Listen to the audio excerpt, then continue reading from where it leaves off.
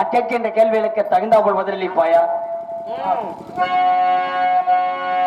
நீங்க கேட்கணும் அப்படின்ற எண்ணம் இல்லாம எந்த இடத்துக்கு வந்திருப்பீங்க?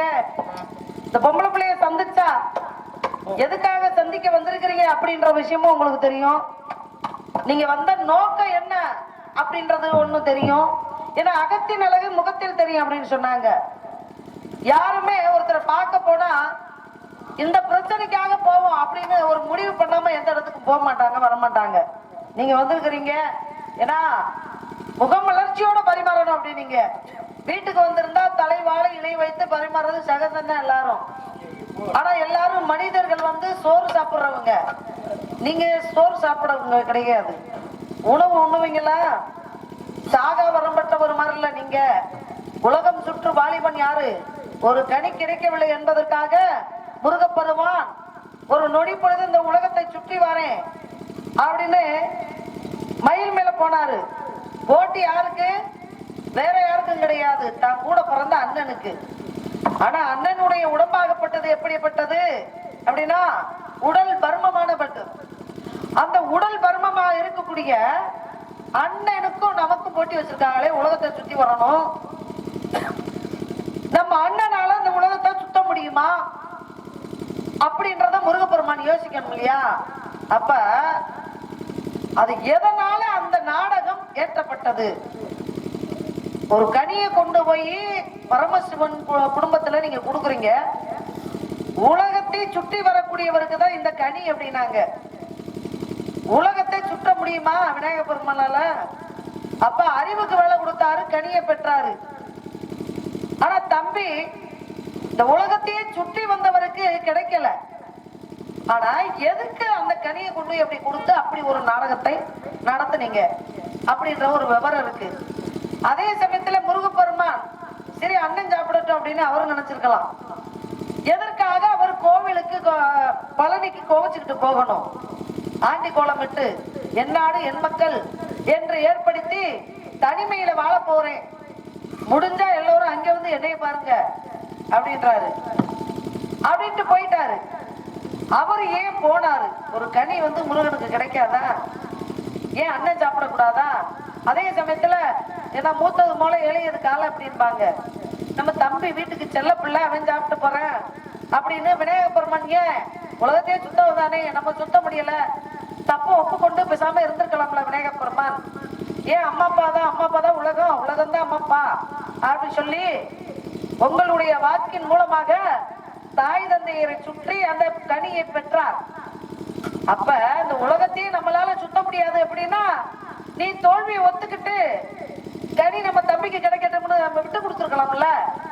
ஏன் அவர் செய்யல? அதுக்கு என்ன காரணம் அப்படின்றது இருக்கு. ஆனா நீங்க எந்த இடத்துக்கு வந்திருக்கிறீங்க? முகமலர்ச்சியோட பரிமாறணும் அப்படின்னு இருக்கீங்க. நாங்க வந்து வரக்கூடியவங்களுக்கு தேனு தினைமாவும் கொடுக்கக்கூடிய இடம். எங்களுக்கே சோறு கிடைக்காம தான் இங்க அழைச்சிக்கிட்டு இருக்கிறோம். நீங்க முகமலர்ச்சியோட பரிமாறணும் அப்படின்னு நீங்க சொல்லியிருக்கிறீங்க. ஏன்னா கேட்கக்கூடிய கேள்விகள் உணவு உண்டால் மட்டுமே செவி பசி இருக்கு. செவிக்கு நல்ல கீதங்களை கேட்க வேண்டும், கண்ணுக்கு குளிர்ச்சியான இடங்களை பார்க்க வேண்டும். காலையில கண் விழிச்சு எந்திரிச்சு, ஏன்னா அந்த அப்பெல்லாம் வந்துட்டு இந்த மாதிரி கிராமத்துலதான் இப்ப இருக்கணும். அதுதான் ஒண்ணு மேல ஒண்ணா மாடி மேல மாடி வச்சுட்டு இப்படி எல்லாம் மக்கள் இருந்துகிட்டு நாலு செவத்துக்குள்ள பார்வை எங்க பார்க்க முடியும்? கண்கள் ஒளிமையா ஆகணும் அப்படின்னா கண்களுக்கு வந்து நீரோட்டம் ரத்த ஓட்டம் கிடைக்கணும் அப்படின்னா பார்வை வந்து தூரத்து பார்வை பார்க்க வேண்டும். காலையில எழுந்து இங்க இருந்து அந்த கொள்ளக்காட்டுல மாடு மேய்தா காக்கா உட்காருதா அப்படின்னு பார்த்து இந்த விழிகளை ஒரு பக்கம் முகம் திருப்பி இருந்தாலும் மறுபக்கம் முகத்தை திருப்பி பார்க்கறது வேற. அந்த சொல்லட்டணும், அந்த விழியிலேயே சொல்லட்டணும். அப்படி சொல்லட்டுனாலுமே கண்களுக்கு ரொம்ப நல்லது அப்படின்னாங்க. இந்த குளுமையான இடங்களை பார்த்தால் கண்ணுக்கு விருந்து, அழகான பாடல்களை சத்தங்களை கேட்டால் காதுக்கு விருந்து. அதே சமயத்துல சித்திரமும் கைப்பழக்கமும் செந்தமிழும் நாப்பழக்கமும் அப்படின்னு சொன்னாங்க. நாவிலே வரக்கூடிய வார்த்தைகள் நல்ல வார்த்தைகளை வந்து பேசணும், தீய குணங்களை விட்டுறணும், தீய வார்த்தைகளை பேசக்கூடாது அப்படின்னு சொன்னாங்க. அந்த மாதிரி நாவுக்கு ஒரு பசி, காதுக்கு ஒரு பசி, கீதங்களுக்கு ஒரு பசி, இப்படி பசி கணக்குல வேற மாதிரி போய்கிட்டு இருக்கோம். அதே சமயத்துல இந்த இடத்துல நீங்க வந்திருக்கிறீங்க, விவரம் கேட்கணும் அப்படின்னு இருக்கீங்க. எல்லாம் தெரிஞ்சவங்களும் யாரும் கிடையாது, எதுவும் தெரியாதவங்களும் யாரும் கிடையாது அப்படின்னு சொன்னாங்க. படிச்சவங்களுக்கும் படிக்காதவங்களுக்கும் போட்டி வைக்கிறாங்க. அப்ப படிச்சவங்களுக்கு பத்தி சொல்லுவாங்களா, படிக்காதவங்களுக்கு பத்தி சொல்லுவாங்களா அப்படின்ற ஒரு கணக்கு இருக்கு. அதே சமயத்துல உரம் விழுந்தது தெரியாம 1 கோடி ரூபாய் செலவு பண்ணானா. குழந்தைக்கு நெஞ்சு உரம் விழுந்துருச்சு, கைப்பிள்ளைக்கு. இந்த கைப்பிள்ளைக்கு நெஞ்சு உரம் விழுந்துருச்சு. அங்க மருத்துவர்கிட்ட கொண்டு போய் காமிச்சிருக்கேன். சுளுக்கு தானுங்க, நெஞ்சு உரம்னா சுளுக்குதான். அதை பொத்திக்கக்கூடிய துணியில போட்டு போர்வன்னு சொல்லுவோம் இல்லையா, அதுல போட்டு 4 உருட்டு அந்த பிள்ளைய உருட்டுனா அந்த சுளுக்கு விட்டுரும் இல்லையா. வசன்னு கொஞ்சோண்டு நல்லெண்ணெய் விளக்கெண்ணையை ஊற்றி தடவிட்டா அதுவும் போயிடும், சுளுக்கு எடுத்து விட்டா போயிடும். ஆனா இந்த உரம் விழுந்தது தெரியாம 1 கோடி ரூபாய் செலவு பண்ணாங்களாம். கடைசியில பாட்டி கிட்ட கொண்டு போனா, நானும் லட்சக்கணக்கில் செலவு பண்ணிட்டேன் பாட்டி, இந்த பிள்ளைக்கு விழுந்த உரம் எடுக்க முடியல, இதை என்ன செய்யறது பாட்டி அப்படின்னு. அடப்படா திருக்கு பயல, யாரம்மா சொல்ற? இல்ல கதையில சொல்லிக்கிட்டு இருக்கேன், விவரமா பேசுறேன்னு நான் நினைக்கிறேன். இல்ல அதைத்தான் நான் சொல்றேன் சாமி. போடா திருக்கு பயல, பிள்ளைக்கு நெஞ்சு உரம் விழுந்திருக்கு. நான் கார் வாங்கி, கார் வாங்க 4 பணமா, அது கூட தெரியாம தான் என்ன இருக்கும், இருக்கட்டும். அந்த கார் வாங்கி விளக்கெண்ணெய் வாங்கிட்டு வாடா அப்படின்னு சொல்லி வாங்கிட்டு வந்து பிள்ளை நெஞ்சில வச்சு ஊத்தி அப்படியே சுளுக்கு எடுத்து விட்டுச்சான். அந்த சுளுக்கு விழுந்துருச்சான். அப்ப உரம் விழுந்தது தெரியாம 1 கோடி ரூபாய் செலவு பண்ணானா. அது போல இந்த இடத்துல படிச்சவங்களுக்கு தெரியாத விஷயம் படிக்காதவங்களுக்கு தெரியாது, படிக்காதவங்களுக்கு தெரிகிற விஷயம் படிச்சவங்களுக்கு தெரியாது. படிக்காத மேதைகளும் வாரினில் உண்டு அப்படின்னு சொன்னாங்க. நீங்க என்ன கேட்க போறீங்க, எதை கேட்க போறீங்க அப்படின்றத பொறுத்து தான் நம்ம பதில சொல்ல முடியும். ஏன்னா நீங்க வந்தது உங்க நோக்கம் உங்களுக்கு தான் தெரியும். அதனால கேட்கக்கூடிய கேள்விகளை கேளுங்கள் சாமி. என்னுடைய சிற்றறிவுக்கு உள்ளத எட்டுனதை நான் பேசுறேன். இல்ல எட்டி பிடிக்க விடுவீங்களா, இல்ல நான் எட்டுனா நீங்களும் எட்டி வருவீங்களா அப்படின்றது நீங்க பேசக்கூடிய வார்த்தையில இருந்து நான் எடுக்கணும் கணக்கு. ஆகையினால என்ன கேட்க போறீங்க கேளுங்க பாப்போம். ஏமா, கள்ளி வயிற்றில் அயில் பிறக்கம், மான் வயிற்றில் உள்ளாரி தரும் பிறக்கம், பெருங்கடலுள் பல்வினை முத்து பிறக்கம், அறிவாளியல் நல்லால் பிறக்கும் கொடி. எல்லாம் அருமையா பேசினீங்க. முருகப்பெருமான பத்தி கள்ளி வயிற்றில் அகில் பிறக்கம். கள்ளி வயிற்றில் அகில்னா என்ன சுவாமி? எப்படி கள்ளி வயிற்றில் அகில் பிறக்கம் அப்படின்னா என்னன்னு தான் கேட்டேன். அகில்னா தெரியாதா? இல்லங்க, எனக்கு தெரியுது தெரியலன்றது இல்ல. சரி தெரியலன்னு கூட வச்சுக்கோங்க, நீங்க சொல்லலாம்ல. அந்த அகில் என்று சொல்லக்கூடிய அந்த கனி இருக்கு பாத்தியா, அந்த கனிக்கு அவ்வளவு சிறப்பு.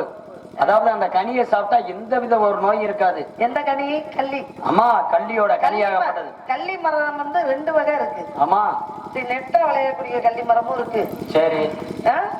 அதே சமயத்துல வட்ட சதுரமா இதய வடிவுல கல்லியும் இருக்கு. ஆமா இருக்கு. நீங்க எந்த கல்லியை பத்தி சொல்றீங்க? இதய வடிவுல இருக்க பாத்தியா, அந்த சொல்றேன். அகில் பிறக்கும், மான் வயிற்றில் கஸ்தூரி பிறக்கும் அப்படின்னா. ஆமா, அப்படின்னா என்ன சுவாமி? மான் வயிற்றில் கஸ்தூரி பிறக்கும். கஸ்தூரி என்று சொல்லக்கூடிய, அதாவது ஒரு காலத்துல பிறந்தாங்க, அந்த கதைக்காகத்தான் நான் வந்திருக்கான். அதை சொல்லக்கூடாது இறந்தாலும், என்ன அந்த கதையை சொன்னோம்னா முடிஞ்சு போச்சு. எதுக்கு வந்தீங்க அந்த வேலையை பாருங்க. ஆமா, என்று சொல்லக்கூடிய அளவுல அறிவாளியல் நல்லால் பிறக்கும் கொடி என்று சொல்லக்கூடிய அளவுல இருக்கு. ஆகையாலே அன்று கனியை கொண்டு வந்தேன். வேற என்ன போட்டி ஒண்ணா வச்சிருக்கலாம், ஏன் ஒரு வில்லுத்தை வச்சிருக்கலாம், ஒரு மல்யுத்தம் வச்சிருக்கலாம். உலகத்தை சுத்தி வர சொன்னேன். என்ன காரணம் அப்படின்னா, அதாவது முருகப்பெருமானாகப்பட்டவர் உலகத்தை சுத்தி வருவாரு. அப்படி சுற்றி வரும்போது என்ன ஆகுது அப்படின்னா, அந்த சூரவதமன் செய்யக்கூடிய அநியாய அக்கிரமங்களை செய்ய பார்ப்பாரு அப்படின்ற எண்ணத்துல நான் சுத்தி வர சொன்னேன். அவர் என்ன பண்ணாரு, அவருடைய உடல் அமைப்பு எப்படி இருந்துச்சு தெரியுமா? சொல்லுங்க. விநாயகர் பிறப்பதற்கு முன்பு விநாயகர் தோற்றுவிக்கப்பட்டார் பார்த்தீங்களா? அது எப்படி தோற்றுவிக்கப்பட்டாரு? அதாவது பராசக்தி ஆகப்பட்டவள் என்ன பண்றா அப்படின்னா, அந்த மஞ்சள் இருக்கு பார்த்தீங்களா, முகத்துல பூசக்கூடிய மஞ்சளை பிடிச்சு வச்சு அதுல இருந்து ஒரு உருவம் வந்தது. அதற்கு முன்பே, அதாவது விநாயகருக்கு முன்பு முருகனாகப்பட்டவர் தான் படைக்கப்பட்டவர் நெற்றிக்கண்ல இருந்து. அப்படி தனது சுயரூபத்தை எடுக்கிறாரு. யாரு? முருகப்பெருமான் சுயரூபத்தை எடுத்து யவன லோகம் என்று சொல்லக்கூடிய யோகத்துக்கு போறாரு. அந்த லோகத்துக்கு சென்று அந்த யவன சுந்தரி என்று சொல்லக்கூடிய ஒரு பெண்ணை மனம் முடிக்கிறார். இந்த தவறு செய்யலாமா? இந்த தவறு செஞ்சா கனியா விவரம் கேட்கணும் நீங்க சொன்னீங்க. ஆமா, என்ன கேட்க போறீங்க கேளுங்கன்ட்டேன். ஆமா நீங்க இப்ப என்ன சொல்லிக்கிட்டு வரீங்க? இல்லம்மா, அதாவது உலகத்தை சுத்தி வந்தவர் இவர் தான், அவருக்கு தான் கனி கிடைக்கணும் அப்படின்ற மாதிரி நீங்க சொன்னீங்க. ஆமா. நான் அவருக்கு கிடைக்கல, அதுக்கு என்ன காரணம் அப்படின்ற மாதிரி சொல்றேன். அப்படி யவன லோகத்துக்கு போனாரு. அப்படி சென்ற காரணத்தினால் என்ன ஆகுது அப்படின்னா, யவன சுந்தரி என்று சொல்லக்கூடிய ஒரு பெண்ணை மனம் முடிச்சாரு. மனம் முடித்தது மட்டுமல்லாமல் யவன குமாரர்கள் இருக்க பத்தியெல்லாம் அவர்கிட்ட இருக்க அழக புறாத்தையும் வாங்கிக்கிட்டாரு. அழக முருகப்பெருமானை வந்து பறிச்சு எடுத்துக்கிட்டாரு. அப்படி பறித்து எடுத்து விட்டு அன்னவளை வந்து அங்கேயே விட்டுட்டாரு. இங்க யவன லோகத்திலே விட்டுட்டு மறுபடியும் என்ன ஆகுது, அந்த குழந்தை ரூபம் எடுக்கிறாரு. என்ன காரணம் அப்படின்னா, தனது விநாயக பெருமானன் தனது அண்ணன் இருக்காரு பத்தியலா, அண்ணன் என்று அழைக்கப்பட காரணம் வந்து ஆதியில் தோன்றினவர் விநாயகர். ஆனா மூத்தவர் யாரு அப்படின்னு பார்க்க போனா யாரு அப்படின்னா முருகப்பெருமானாகப்பட்டவர் தான். அப்படி தனது குழந்தை ரூபம் எடுத்து மீண்டும் உலகத்தை சுத்துறாரு. அப்படி உலகத்தை சுத்தும் போது என்ன ஆகுது அப்படின்னா, அந்த சூரபதமனாகப்பட்டவன் பார்க்கிறான், ஆஹா யாரு புதிதாக உலகத்தை சுத்துறது, இது யாரு, என்ன காரணத்தினால சுத்துறான் அப்படின்னு சொல்லி சுக்கராச்சாரியார்ட்ட கேட்கிறாரு. அப்படி கேட்ட காரணத்தினால என்ன ஆகுது அப்படின்னா, அவர் சொல்றாரு, ஆஹா இவன் தான் உன்னை அழிக்க வந்தவன். எப்படி அழிக்க வந்தவன்? இவன் தான் உன்னை அழிக்க வந்தவன் அப்படின்னு சொல்லி அந்த இடத்துல சொல்றாரு. ஆஹா இவன் என்ன காரணத்தினால சுத்துறான், கனிக்காக. உலகத்தை சுத்தினா கனி இவனுக்கு கிடைக்கும். அப்படி என்றால் அந்த கனியின் மீது நாகவசத்தை பாய்ச்சு அப்படின்னு சொல்றாரு. அதே போல நாகவசத்தை பாய்ச்சினாங்க. அந்த நாகவச பாய்ச்சின கனி வந்து அவர் கிடைக்கலாமா? கிடைக்க கூடாது. அதே போல அதனாலதான் விநாயக பெருமானுக்கு கிடைக்கும்படி செய்தேன். அப்படி செய்த காரணத்தினால் இன்று வரை விநாயக பெருமான் வந்து அந்த கனியை சாப்பிடல, வச்சிருக்காரு. சும்மா இருக்கிற கனியை எதுக்கு நீங்க கொண்டு போனீங்க? எப்படி நாகவசத்தை பாய்ச்சினதுனாலதான்மா. சரி. அப்படி இல்லைன்னா அவரு அப்படி விஷமான கனி ஆமா கையில இருந்து என்ன பிரயோஜனம்? என்ன பிரயோஜனமா? அதாவது விஷ சக்திகள் இருக்கு பாத்தியா, ஒருவன் அதாவது நாகாஸ்திரம் என்று சொல்லக்கூடிய ஒரு அஸ்திரத்தை தொடுத்தான்னா அந்த கனி இருக்கு பாத்தியா, அந்த கனியினுடைய விஷம் போய் தடுக்குமா. அப்பேற்பட்ட சிறப்புகள்னா அந்த கனிக்கு இருக்கு. இருந்தாலும் உன்னிடத்தில் சில விவரங்களை கேட்கிறேன், அந்த விவரங்களுக்கு பதில் சொல்லு. சொல்லுவேன். ஒன்று விழி கேட்கின்ற மொழி மாதே, ஒன்று விழி ஒன்று விழி வந்து விழி ஒன்று விழி கேட்கின்ற மொழி மாதே, நீ வாழ்ந்திருக்கும் நாடென்று சொல்லுவோதே. நிலைதான் மகந்த சாமி,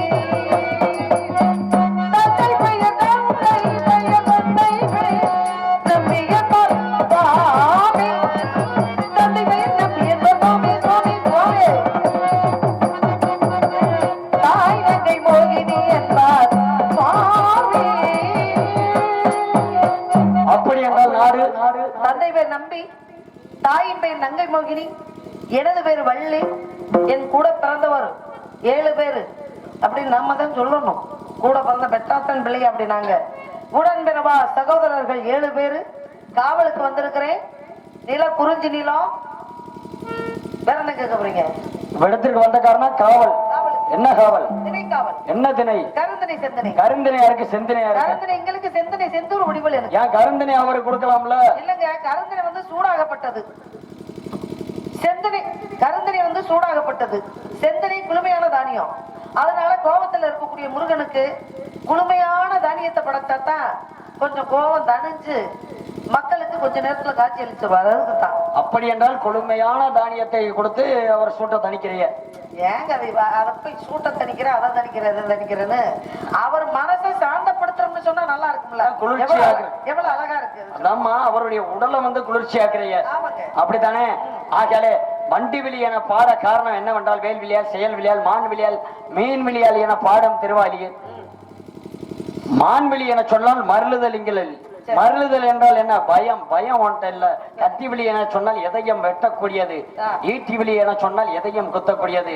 மீன் விழி என சொன்னால் மீன்களுக்கு இமைகள் கிடையாது. மேலும் வண்டு விழி என சொன்னால் வண்டு துருதுருவன இருக்கக்கூடியது. மேலும் வண்டி என சொன்னால் கர்ணீலமுடையது. மேலும் கர்ணீலமுடைய மத பாட்டனா ஸ்ரீமன் நாராயணமூர்த்திக்கு இணையாக அன்னவரை மதித்தும் உன்னவரை மதித்தும் சொன்னேன். மான்விழி மருண்ட பார்வை. ஆமா. வேல்விழி ஆழ்ந்த சிந்தனை தரக்கூடிய பார்வை. ஆமா. கயல்விழி அள்ளும் பகலும் விழித்த பார்வை, ஓயாத பார்வை, உறங்காத பார்வை. இதுல எந்த வண்டுக்கு ஒப்பிட்டு சொன்னீங்கன்னு சொன்னீங்க?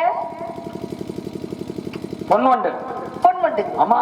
பொன்வண்டுக்கு ஒப்பிட்டு சொன்னீங்க. ஆமா. அது வந்து என்ன நிறம் பொன்வண்டு? பொன்வண்டு வந்து கருநீலம். கருநீலம். ஏன் இப்படி பொன்வண்டுக்கு ஒப்பிட்டு சொல்லி இருக்கிறீங்க? அதாவது மிக அழகானது, துருதுருவன இருக்கக்கூடியதுமா. துருதுருவான. ஆமா. சரிங்க, மீனை பத்தி சொன்னீங்கல்ல? ஆமா சொன்னேன். சொன்னேம்மா. ஆழ்ந்த சிந்தனை தரக்கூடிய பார்வை உள்ள அது மீன் தான்.